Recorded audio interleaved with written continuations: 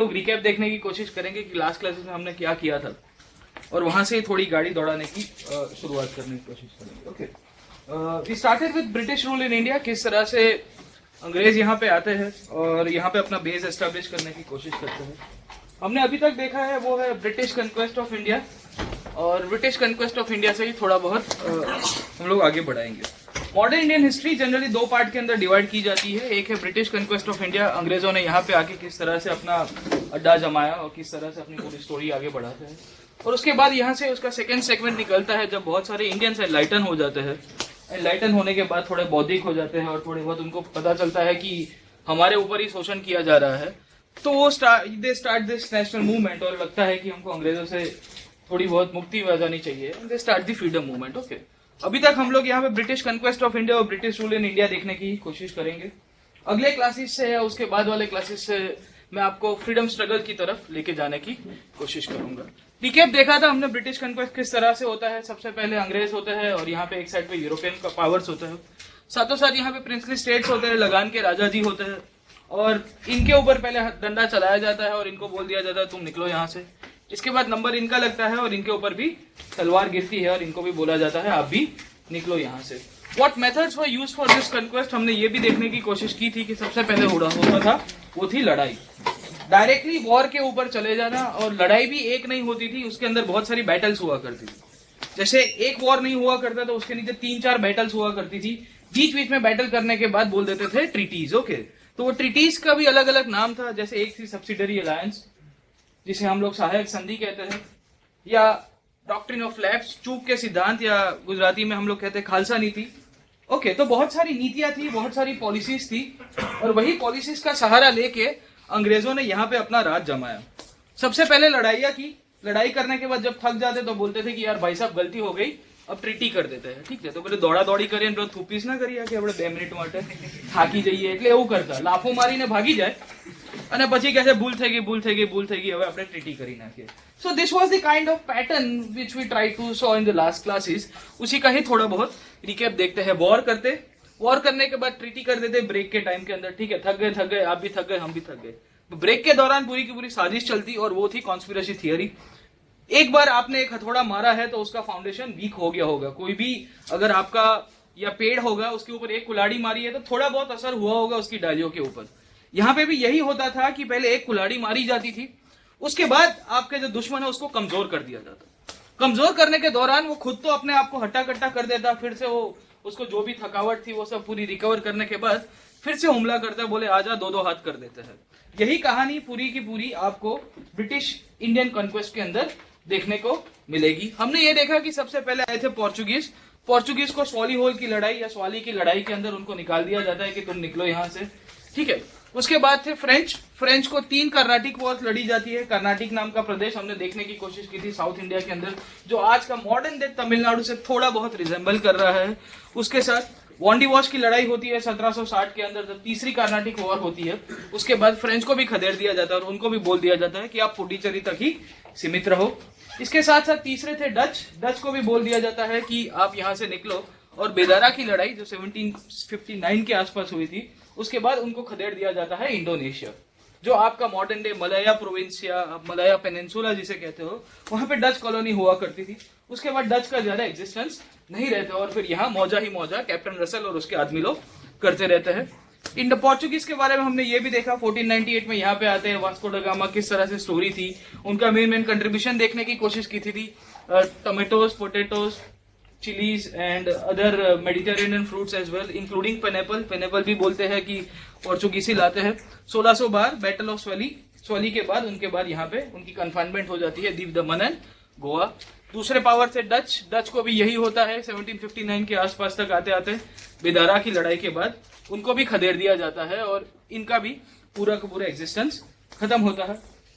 तीसरी हमने अंग्रेजों को देखने की कोशिश की थी। The third to come in line were the English, and यहाँ पे जॉन मिल्टन करके सबसे पहले जेंटलमैन थे who came to India via land root.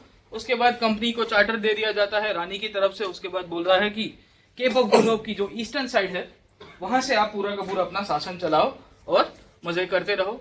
1608 के अंदर एक जेंटलमैन आता है जिनका नाम है कैप्टन विलियम हॉकिंस, जहांगीर के दरबार में। और वहां से उनको एक फरमान इशू किया जाता है 1613 के अंदर, सूरत के अंदर फैक्ट्री बनाते हैं। उसके बाद यहाँ पे सर थॉमस रो आते हैं और इसके बाद फरमान ही फरमान मिलने शुरू हो जाते हैं। 1717 तक आते आते कंपनी अपना बेस अच्छी तरह से एस्टैब्लिश कर देती है। उसके बाद यहाँ पे एक चौथे पावर आते हैं यूरोपियन पावर, जिनका नाम था फ्रेंच। फ्रेंच के साथ भी यही था कि उनकी फ्रेंच ईस्ट इंडिया कंपनी थी। फ्रांस के राजा को लगा कि हमको भी अभी यहाँ पे कुछ व्यापार करना चाहिए, we are suppose to trade in this things. क्यों? क्योंकि यहाँ पे डच थे, यहाँ पे पोर्चुगीज थे, यहाँ पे इंग्लिश थे, they are earning so much amount of money. हमने ये भी जानने की कोशिश की थी कि जब वास्को डा गामा यहाँ पे आया तो यहाँ से जब वापिस जाता है तो ही मेक 60 टाइम्स द प्रॉफिट। 60 रुपए खर्चा हुआ होगा, इसकी जगह वो 3600 रुपए लेके कमा के वापिस गया होगा यहाँ से। धाड़ा जीरो માંથી ઠીક છે, એટલે એમડીએન ના મસાલા વાળા દાદા છે ને, આટલું વધે દરિયા બરિયામાં કેવી જાહેરાતો કરે છે 80 વર્ષ સુધી હજી સુધી, तो धाड़ा जीरो नो आज कमाल से। Okay, so essentially black gold या ब्लैक पेपर की ये पूरी की पूरी स्टोरी है। वो स्टोरी के चलते ही यहाँ पे ये लोग भी आते हैं। यहाँ पे फ्रेंच के साथ ऑब्जेक्टिव पूरा का पूरा चेंज होता है जब इनका गवर्नर जनरल होता है जिसका नाम है लॉर्ड डुप्ले। लॉर्ड डुप्ले 1742 के आसपास आता है यहाँ भारत के अंदर, और वो फ्रांस का जो ऑब्जेक्टिव था अभी तक वो क्या था? वो था कॉमर्स। यहाँ पे आके व्यापार करना है, व्यापार करने के बाद थोड़ा बहुत पैसा लेके वापिस फ्रांस भेजना है। But he changes the objective from commercial motive to imperial expansion. साम्राज्यवादी विचारधारा के तहत वो यहाँ पे फ्रांस को आगे बढ़ाने की कोशिश करेगा। अब आप समझिए कि 1600 के आसपास जब अंग्रेज यहाँ पे आ चुके थे, उनका ऑलरेडी एक बेस एस्टेब्लिश हो चुका था। अंग्रेजों ने, आप ये पीछे बैकग्राउंड के अंदर थोड़ा बहुत आइडिया लीजिए कि पोर्चुगीज को हटा दिया है, डच को बहुत ही वीक कर दिया था, तो उनको पसंद नहीं आ रहा था कि फ्रांस का ये पूरा का पूरा ऑब्जेक्टिव चेंज होता है, और इसी के कारण इनकी कंफ्लिक्ट होती है। और वही कंफ्लिक्ट को हम लोग नाम देते हैं, हिस्टोरियन जनरली से कहते हैं कार्नाटिक वॉर्स। 3 कार्नाटिक वॉर हुई थी। पहली कार्नाटिक वॉर 1746 से लेकर 48 के बीच में, 49 से लेकर 54, and the third Carnatic war was between 1758 to 1763। 1760 में वॉन्डीवॉश की लड़ाई के बाद फ्रेंच की बहुत हालत खराब हो जाती है and they are also relegated. इसके बाद एक ट्रीटी हुई थी जिसे कहा जाता है ट्रीटी ऑफ पेरिस। ओके, तो पेरिस की संधि, पेरिस का समझौता, पेरिस की उपयोगिता और पेरिस का हिस्टोरिकल सिग्निफिकेंस वो भी है कि फर्स्ट वर्ल्ड वॉर के बाद भी एक पेरिस के अंदर शांति समझौता हुआ था जिसे कहा जाता है पेरिस पीस ट्रीटी। ठीक है, तो ये सिग्निफिकेंस है हिस्टोरिकल प्लेसेस की, कहां कहां किस तरह से दो सुपर पावर्स जो एक तरह पे 300 साल पहले यहाँ लड़ चुके थे, वो 200-300 साल के बाद वापस मिलेंगे एक ही टेबल के ऊपर। They will be on the same sides, will be dictating Germany with regarding to the first world war. ठीक है, तो हम लोग ये भी जानने की कोशिश करेंगे। ब्रिटिश कंक्वेस्ट ऑफ इंडिया, यहाँ पे हमारा यूरोपियन कंक्वेस्ट खत्म होता है और यहाँ से दूसरा कंक्वेस्ट शुरू होता है, वो है प्रिंसली स्टेट्स। भारत के जितने भी राजा थे अभी इनका नंबर आएगा। यहाँ पे हमने देखने की कोशिश की थी कि किस तरह से प्रिंसली स्टेट्स हुआ करते थे। मैसूर नाम का राज्य था यहाँ पे निजाम थे, बीच में Marathas who used to have one of the largest empires after the decline of Mughal empire. Mughal साम्राज्य के पतन के बाद अगर किसी का सबसे बड़ा साम्राज्य भारत में बना है तो वो थे मराठास। ओके, तो यहाँ पे अंग्रेजों को लगा कि, और ऊपर की साइड पे आपके पंजाब था जो था सिख स्टेट। आज की क्लास में हम लोग वो भी जानने की कोशिश करेंगे कि सिख लोग के साथ भी क्या किया गया सिख स्टेट के साथ। ओके, तो ब्रिटिशर्स इन लोगों का नंबर अभी लेके आएंगे और किस किस तरह से इन लोगों को भी सब्जिट्यूट करने की कोशिश करेंगे, उसको जानने की कोशिश की थी हमने लास्ट क्लास के अंदर। बंगाल को 2 लड़ाइयां की गई जिसे कहा जाता है बैटल ऑफ प्लासी, और दूसरी लड़ाई हुई जिसे कहा जाता है बैटल ऑफ बक्सर। इसके साथ साथ यहाँ पे बंगाल के ऊपर ग्रीन सिग्नल, आपका रेड सिग्नल था। मैसूर के ऊपर 4 लड़ाइयां की गई, 1, 2, 3, 4 लड़ाई के बाद मैसूर को इतना वीक किया गया। उसके बाद मैसूर के ऊपर पूरा सब्जुगेशन होता है। इसके साथ साथ तीसरे थे वो थे मराठास। मराठास के साथ भी 3 लड़ाइयां हुई है। मैं आपको फिर से वही ट्रेंड दिखाने की कोशिश कर रहा हूँ कि यहाँ पे एक भी लड़ाई के साथ या एक ही बैटल के थ्रू यहाँ पे ब्रिटिशर्स ने इन लोग को ओवर पावर नहीं किया था। एंड फाइनली द सिख जो यहाँ पे आपके नॉर्थ के अंदर हुआ करते थे, उनके साथ भी 2 युद्ध किए गए थे अंग्रेजों के द्वारा। So continuously you will be seeing कि यहाँ पे एक लड़ाई होती है, फिर ट्रीटी होगी, फिर एक लड़ाई होगी, फिर ट्रीटी होगी, एक लड़ाई होगी, फिर ट्रीटी होगी, और फाइनली वो स्टेट को ओवर पावर करके एनेक्स कर दिया जाएगा या ब्रिटिश अथॉरिटी के अंदर सब्जुगेट कर दिया जाता है। तो यही पूरा का पूरा बेस था जिसे कहा जाता है इंडियन स्टेट्स की स्टोरी। अब बात कर देते हैं बंगाल की। बंगाल के अंदर हमने ये भी देखा था कि मुर्शिद कुली खान उसके फाउंडर हुआ करते थे। He was sent as a governor. हमने ये भी जानने की कोशिश की थी कि किस तरह से डिसेंट्रलाइजेशन होता है। ये जितने भी स्टेट्स है इंडिया के अंदर, जितने भी आपकी रियासतें थी, या रियासतों के अंदर भी एक ट्रेंड मेजोरिटी देखने को मिलेगा। वो ट्रेंड यही था कि मुगल साम्राज्य के दौरान इनको गवर्नर के तौर पे भेजा जाता था, और जैसे ही मुगल साम्राज्य थोड़ा वीक हो गया, थोड़ा वहां पे वीकनेस आ गई, तो ये लोग अपने आप को इंडिपेंडेंट कर देते थे। ओके, तो यही पूरी की पूरी स्टोरी के अंदर आपको मुर्शिद कुली खान, जो बंगाल के फाउंडर, मॉडर्न डे बंगाल के फाउंडर बोले जाते हैं, he was also sent as a governor general. इसके साथ साथ 1756 के अंदर यहाँ पे एक और गवर्नर आपके नवाब आते हैं जिनका नाम है सिराजुद्दौला, और यहाँ से पूरा का पूरा प्लासी का प्रकरण शुरू होता है और ब्रिटिश ऑक्यूपेंसी किस तरह से की जाती है। दो लड़ाइयां लड़ी गई, पहली थी प्लासी और दूसरी थी बक्सर। हमने प्लासी के अंदर यह जानने की कोशिश की कि प्लासी की लड़ाई कभी हुई ही नहीं थी। The battle of Plassey was never fought. क्यों? क्योंकि यहाँ पे इसका जो आपका कमांडर इन चीफ था, जो था मीर बख्शी, उसका नाम था मीर जाफर। मीर जाफर वहां पे इसको नवाब को खंजर भोंक देता है, और अंग्रेजों के साथ में एक पूरी की पूरी कॉन्स्पिरसी की पूरी बैकग्राउंड खड़ी करके नवाब को हटा दिया जाता है। ओके, दूसरी लड़ाई होती है इसके बाद, जो होती है वो है बक्सर। बक्सर के अंदर इंपॉर्टेंटली लड़ाई हुई थी। क्यों? क्योंकि उसके बाद जो नवाब को अपॉइंट किया गया मीर जाफर को हटा के जब मीर कासिम को लाया गया, और मीर कासिम को हटा के फिर से मीर जाफर को जब बिठाने की कोशिश की गई, तो मीर कासिम को बुरा लग जाता है, और मीर कासिम बुरा लगने के बाद जाता है अवध के नवाब के पास, जिसका नाम था शुजाउद्दौला, और शुजाउद्दौला को बोलता है कि यार बॉस, मुझे हटा दिया है नवाब की तौर पे, आप मेरी मदद कर दो। तो एक साइड के ऊपर अवध के नवाब, यहाँ पे मीर कासिम जो यहाँ से बंगाल से हटाए गए थे, नए नवोले नवाब थे वो भी, और वो दोनों मिलकर अंग्रेजों के ऊपर हमला करते हैं और बक्सर की लड़ाई होती है। बक्सर की लड़ाई के बाद इंपॉर्टेंट एस्पेक्ट हमारे लिए यही होता है कि यहाँ पे बक्सर के अंदर इनकी बहुत बुरी तरह से हार हो जाती है, और एक संधि होती है जिसे कहा जाता है इलाहाबाद की संधि या treaty of Allahabad. And with this the ending of the battle of Buxar, the British rule in Bengal officially starts. और यहाँ से ही आपका पूरा का पूरा अंग्रेजों के बंगाल के अंदर पूरा का पूरा शासन शुरू होता है। हमने बंगाल के अंदर ये भी जानने की कोशिश की थी कि जब शासन शुरू हुआ तो शासन के तहत एक सिस्टम चलाया गया था जिसे कहा जाता था ड्यूअल सिस्टम ऑफ गवर्नमेंट। दो तरह की सरकारें चलाई जाई थी। यहाँ पे सबसे पहले नवाब को हटाया नहीं गया, पर नवाब के नीचे एक और पोस्ट बनाई गई जिसे कहा गया है डेप्यूटी नवाब। ये डेप्यूटी नवाब की अपॉइंटमेंट कौन करता था? अंग्रेज किया करते थे, but he would not able to the nawab would not be able to remove this person from the post। ये नवाब के अंदर आता था जरूर, बट अंग्रेजों के द्वारा जब इसकी अपॉइंटमेंट की गई थी तो नवाब की अथॉरिटी को बाईपास कर दिया जाता था। नवाब की जो सिग्निफिकेंस थी, नवाब की जो सत्ता थी, उसको हटा दिया जाता था। इंपॉर्टेंटली ट्रीटी ऑफ इलाहाबाद की संधि के बाद अंग्रेजों को एक यहाँ पे जो अधिकार मिलता है जिसे कहा जाता है दीवानी अधिकार।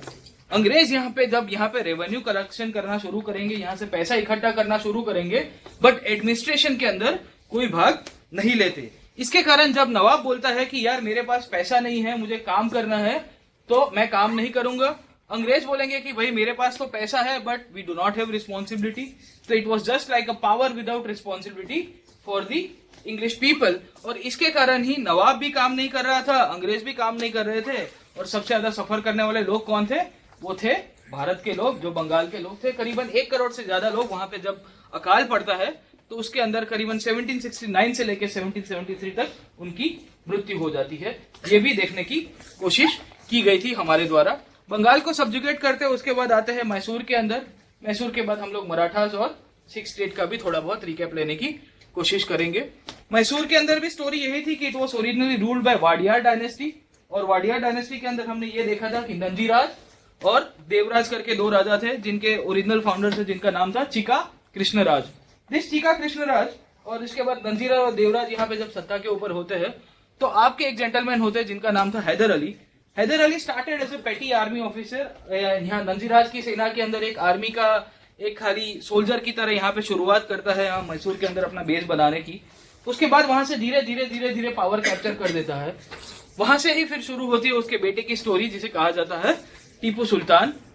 So Hyder Ali started as a petty army officer into the Mysore army and later on captured the power after the death of Nanjirar। यहाँ पे भी यही होता है कि अंग्रेज 4 युद्ध करते हैं और उसके बाद मैसूर को सब्जुगेट किया जाता है। हमने टीपू सुल्तान के बारे में थोड़ी बहुत फैक्ट्स देखने की कोशिश की थी।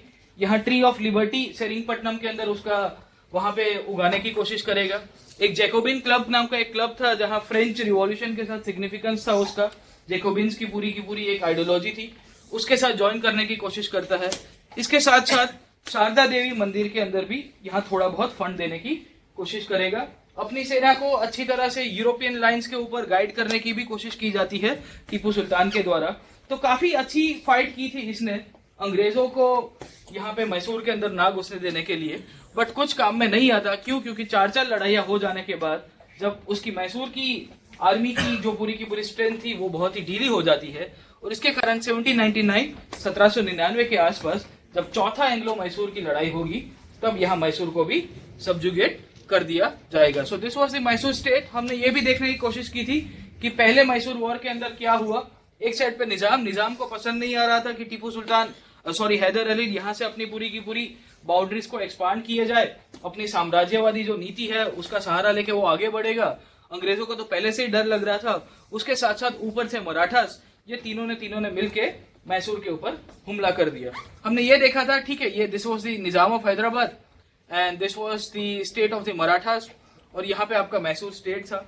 ठीक है, तो यहाँ से जब आपका हैदर अली एक्सपांड करने की कोशिश करता तो निजाम को डर लग रहा था, यहाँ से पेशवा को डर लग रहा था जब यहाँ से मैसूर स्टेट का एक्सपांशन करने की कोशिश की जाती थी। और इसी के चक्कर में इन दोनों का सहारा लिया अंग्रेजों ने। कैप्टन रसल ने इनका सहारा लेते हैं और बोलते हैं कि दुश्मन का दुश्मन दोस्त, हम दोनों को इकट्ठा हो जाना चाहिए। इकट्ठा होने के बाद ये मैसूर के ऊपर हमला कर देते हैं। बट सरप्राइजिंगली पहला एंग्लो मैसूर वॉर के अंदर आपको ये रिजल्ट देखने को मिलता है कि यहाँ पे हैदर अली जीत जाता है। इसके बाद यहाँ पे आपकी अलग अलग ट्रीटीज कंटिन्यूसली शुरू होती है। दूसरा मैसूर वॉर 1780 से 84 के बीच में हुआ। यहाँ पे हमने माहे नाम का एक पोर्ट था जो मैसूर के लिए बहुत इंपॉर्टेंट था, और यहाँ पे अंग्रेजों ने पूरा का पूरा पोर्ट को कैप्चर कर देते हैं। इसके कारण ये पूरा का पूरी लड़ाई होती है और यहाँ पे मैंगलोर की संधि होती है। इसके बाद तीसरा मैसूर वॉर भी यहाँ पे आपको यही देखने को मिलेगा 1789 से लेकर 92 के बीच में, और टीपू सुल्तान यहाँ पे पावर के ऊपर होता है, बट ज्यादा इसका भी नहीं चल पाता। और मैसूर जो अब तक बहुत बुरी तरह से कमजोर हो चुका था, तो यहाँ सेरिंगपट्टनम में जाके एक संधि की जाती है जिसका नाम है ट्रीटी ऑफ सेरिंगपट्टनम।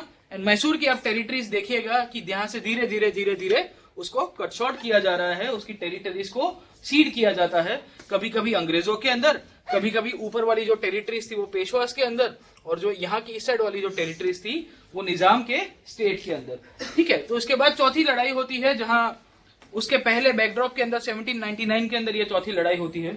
1799 में यहाँ पे एक गवर्नर जनरल आ चुके होता है जिनका नाम है लॉर्ड वेलेस्ली, और वेलेस्ली टीपू को बोलता है कि बॉस एक काम कर, तेरे हमारे साथ लड़ाई नहीं करनी तो एक संधि कर दे जिसका नाम है सहायक संधि, हम आपको पूरी की पूरी अथॉरिटी ऑफ फ्रीडम देंगे। बट टीपू सुल्तान के लिए एक चीज बहुत बोली जाती है कि भाई rather than to live one day, rather than living your whole life as a sheep, you should live one day as a lion. बोले पूरी जिंदगी बकरे की तरह जीने से अच्छा है कि एक दिन शेर की जिंदगी जीनी चाहिए, और अंग्रेजों को मना कर देता है कि मैं यहाँ आपके साथ सहायक संधि नहीं करूंगा। आज के क्लास में हम लोग देखेंगे कि सहायक संधि किस तरह से की गई थी, उसका किस तरह से फायदा उठाया गया था अंग्रेजों के द्वारा, और हमारे जितने भी स्टेट्स थे उनका एक नाम शेष पूरा का पूरा पतन होता है, उसके पीछे का कारण था सहायक संधि।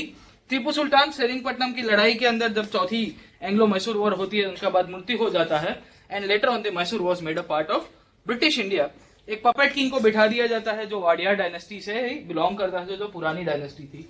आजकल मैसूर का सिग्निफिकेंस फिर से बढ़ गया है क्योंकि ये वाडिया डायनेस्टी खत्म होने की आर के ऊपर थी, और रिसेंटली वहां पे एक नए राजा का वहां पे राज्याभिषेक किया गया। The king did not had a official heir, उसका कोई लीगल सक्सेसर नहीं था, उसका कोई खून का कोई वंश नहीं आगे आ रहा था, मतलब शादी नहीं की थी, और ये पूरी की पूरी स्टोरी थी। लेटर ऑन वो किसी को अडॉप्ट कर देता है, उसकी बहन का कोई लड़का था, उसकी कोई कजिन सिस्टर का, और वो बंदा कहीं लंदन में काम कर रहा था और रातों रात राजा बन गया मैसूर का। तो बगासू खाता खाता मोटा पतासू आई गई हालत थी। But this is how the Mysore had as a great significant. Mysore की दिवाली का दशहरा बहुत फेमस है, और आप जाइएगा मौका मिले तो मैसूर के अंदर। ठीक है, ये मैसूर को पूरा का पूरा सीड करने के बाद, आपकी जो टेरिटरी थी मैसूर की एकदम वीक करने के बाद, एक छोटा सा स्टेट के ऊपर मैसूर को तब्दील कर दिया जाता है। चौथे थे मराठास। मराठास के अंदर भी हमने ये भी देखने की कोशिश की कि बहुत सारे छोटे छोटे सरदार हुआ करते थे, भोसलेस, जादव, घाटगेस, निम्बड़कस, देशपांडे, देशमुख। उसमें से एक डायनेस्टी उभर के आती है जिसका नाम है भोसले डायनेस्टी। भोसले डायनेस्टी की शुरुआत की थी शाहू जी ने। शाहू जी के बाद आए शिवाजी, और यहाँ से दो वंशज आते हैं, राजाराम और संभाजी, और संभाजी के बाद फिर से शाहूजी टू, और ये इनकी पूरी की पूरी लीनियज आगे चलती है। हमारे लिए ये डायनेस्टी ज्यादा इंपॉर्टेंट नहीं है मॉडर्न इंडियन हिस्ट्री को लेके, बट हमको समझना ये है कि इनके पीछे एक पोस्ट हुआ करती जिसका नाम था Peshwa. Peshwa started as a low key minister under the Shahuji. Shahuji के दौरान जब पेशवा की अथॉरिटी थी बहुत ही कम हुआ करती थी, उसकी शक्ति नहीं थी, उसकी सत्ता बहुत बड़ी नहीं हुआ करती थी, बट यही पेशवा जब शिवाजी का शासन होता है तब तक बहुत ही एडवांस हो जाता है। स्टोरी ऐसी चलती है कि संभाजी और शाहूजी को औरंगजेब ने कैप्चर कर दिया था जेल के अंदर।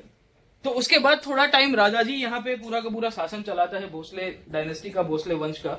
उसके बाद राजाजी की जब मृत्यु हो जाती है तो राजाजी की एक वाइफ होती है जिनका नाम था ताराबाई। ताराबाई यहाँ पे पेशवा की सहायता से पूरा का पूरा शासन चलाएगी, मराठा शासन और मराठा साम्राज्य को आगे लेके जाएंगी। अभी ताराबाई खुद तो शासन नहीं कर सकती क्योंकि वो स्त्री थी और उनको उस तरह के अधिकार नहीं दिए जाते थे, बट तो ताराबाई अपने एक छोटे से बेटे होते उनके नाम के ऊपर शासन चलाती है। अब यहाँ पे पेशवा हुआ करते थे उस टाइम पे बालाजी विश्वनाथ, जो पेशवा डायनेस्टी के जब सबसे पहले पेशवा बोले जाते हैं। ये बालाजी विश्वनाथ अभी तक ताराबाई को अच्छी तरह से मदद किया करते थे और बोलते थे कि आप आगे बढ़ो, मैं आपको पूरा का पूरा सपोर्ट करूंगा, एडमिनिस्ट्रेशन के अंदर आपकी जो व्यवस्था है राज्य की वो कभी कमजोर नहीं होने दूंगी। हुआ ये कि बैकग्राउंड के अंदर संभाजी और शाहूजी जेल से बाहर निकल जाते हैं। अभी ताराबाई यहाँ पे पेशवा बन के, एक राजा बन के अच्छी तरह से शासन कर रही थी, और यहाँ पे संभाजी और शाहूजी जब जेल से निकलेंगे तो उनको पसंद आएगा? सिंपल चीज है, उनको पसंद नहीं आएगा। क्यों? क्योंकि उनकी सत्ता अभी हाथ से जाने वाली थी। पेशवा अभी यहाँ पे एक बहुत ही चालाकी करता है, जो बालाजी विश्वनाथ नाम के जेंटलमैन थे, वो यहाँ पे संभाजी और शाहूजी की मदद करने चले थे। और यहाँ पे मराठा कॉन्फेडरेसी के अंदर या मराठा डायनेस्टी के अंदर ही एक लड़ाई होती है जिसे कहा जाता है बैटल ऑफ खेड़ की लड़ाई, जहां पे पेशवा जो अभी तक यहाँ राजाराम की जो पत्नी थी ताराबाई, उनको सहायता देते रहे थे, वो अचानक ही पलड़ा चेंज करके चले जाएंगे संभाजी और शाहूजी की तरफ, क्योंकि उनको पता चल गया था कि यहाँ पे अभी सत्ता ट्रांसफर होने वाली है। So important reason behind the failure of Maratha confederacy हमने देखा था वो था डिसयूनिटी। इनके बीच में कहीं यूनिटी नहीं थी, इसके कारण ही मराठा साम्राज्य का पतन हुआ भारत के अंदर। और वही पतन की स्टोरी यहाँ पे आपको जो भोसले डायनेस्टी थी वहां से ही शुरू होती हुई दिखती। उसके बाद शाहूजी टू जब यहाँ पे सत्ता के ऊपर होते हैं तो पेशवा उनको और कमजोर कर देता है। एक एग्रीमेंट करते हैं जिसका नाम है Sangola agreement. So under this Sangola agreement the Peshwa was made very supreme, और यहां से पूरी की पूरी कहानी चलती है। हमने देखा Balaji Vishwanath was the first Peshwa, the Kings become weak and makes the post of Peshwa hereditary. उसके बाद यहाँ पे आते हैं आपके Bajirao one, okay, and he puts the large area under the control of his subordinates। और यहाँ पे बहुत सारे और छोटे छोटे सरदार हुआ करते थे, जैसे ग्वालियर के अंदर सिंधिया हुआ करते थे तो उनको अच्छी तरह से बेस बना दिया। बड़ौदा के अंदर यहाँ पे शासन किया करते थे गायकवाड़, तो उनका अच्छा बेस बनाया गया। इंदौर के अंदर होलकर थे, नागपुर के अंदर भोसले थे, और पेशवा पुणे के अंदर खुद बैठता था। आपने मूवी देखा ही होगा शनिवार वाड़ा करके, उसका महल दिखाया गया है। तो पूरा का पूरा ब्रिटिश इंडिया का किस तरह से साम्राज्य बनाया गया उसी की ही स्टोरी है।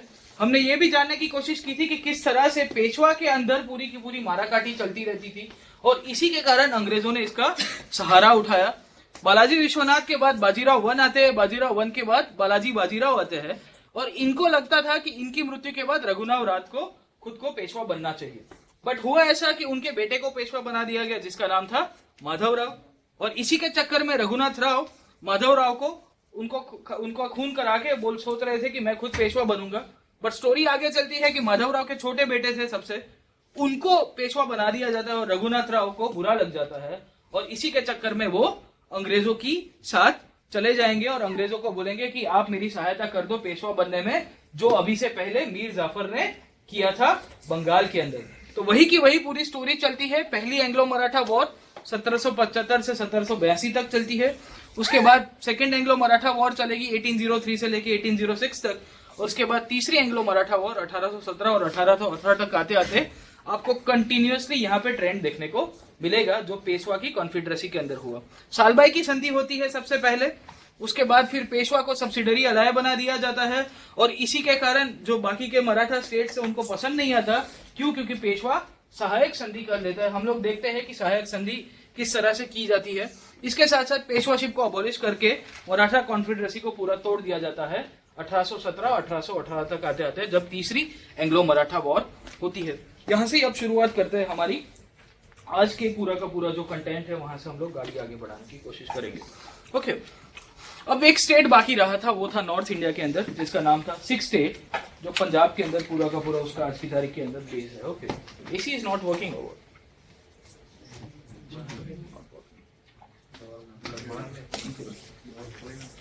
डोर खोली ना, पर चालू है। ओके, पंजाब के अंदर स्टोरी ऐसी है कि पंजाब के अंदर 12 मिसल हुआ करते थे, छोटे छोटे छोटे छोटे प्रांत हुआ करते थे, जिसे कहा जाता था मिसल।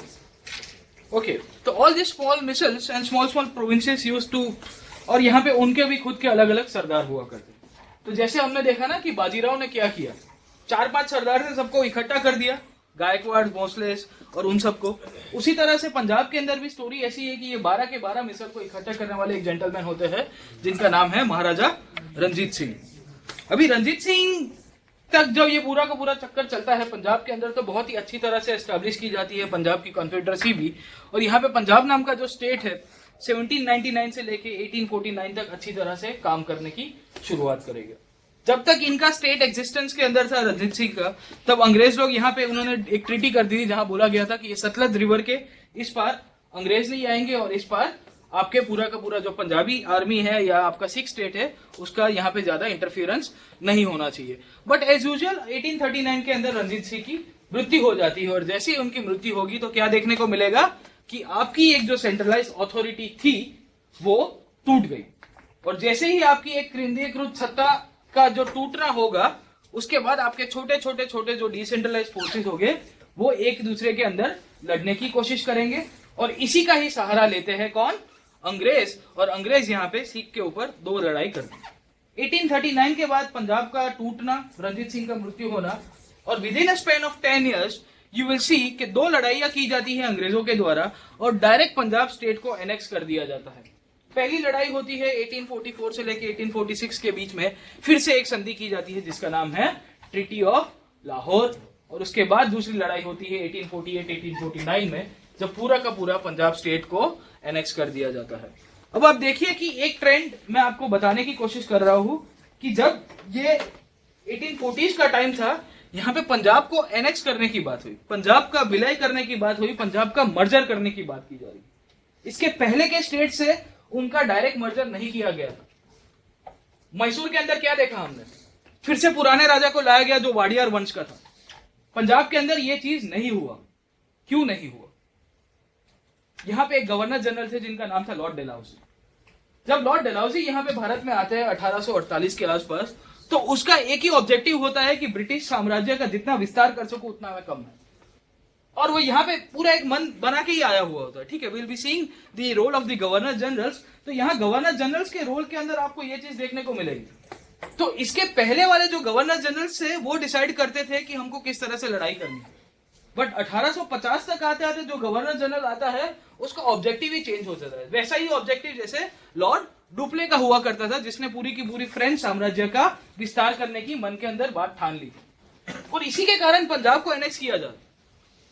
तो फंडामेंटल रीजन आपको देखने को मिलता है कि अलग अलग स्टेट थे, अलग अलग रियासतें थी, उनके ऊपर भी अलग अलग पॉलिसीज अख्तियार की गई, और ये पॉलिसीज के पीछे का रीजन है वो गवर्नर जनरल, ना कि ब्रिटिश की एक आर्बिट्ररी एक चीज होगी कि आज इस स्टेट को एनेक्स करो, इसको नहीं करना। नहीं, एक ट्रेंड देखने को मिलता है कंटिन्यूअसली ब्रिटिश स्टेट का या ब्रिटिश अथॉरिटी का, किस तरह से यहां पे विलय किया जाता है, किस तरह से मर्जर किया जाता है। Are you getting my point? देखो, मैं आपको बहुत ही एक मैक्रो ऊपर से बहुत ही बर्ड्स आई व्यू दे रहा हूं। We are not going into the micro things, क्योंकि ये लड़ाई के अंदर मैंने बताया ना, हाथी गिरा ना घोड़ा गिरा, और ये सब लड़ाइयां ठीक है हमारे लिए इंपॉर्टेंट ज्यादा जीएस पर्सपेक्टिव से नहीं होगी, और आप बुक के अंदर पढ़ोगे तो भी आपको थोड़ा बहुत आइडिया आ जाएगा, बिकॉज मैंने आपको एक डायरेक्शन दिया है। Now you are suppose to follow that direction, कि यहां से आप जब कोई भी चीज को पकड़ने की कोशिश करो तो इसके पीछे जो इंसान होगा उसको पकड़ने की कोशिश करो। Who was that person? ये कौन सी चीजें कर रहा था? ओके, तो एनेक्सेशन ऑफ पंजाब के पीछे भी स्टोरी यही थी। I'll come back to the topics when जब हम लोग फिर से गवर्नर जनरल को फिर से देखने की कोशिश करेंगे।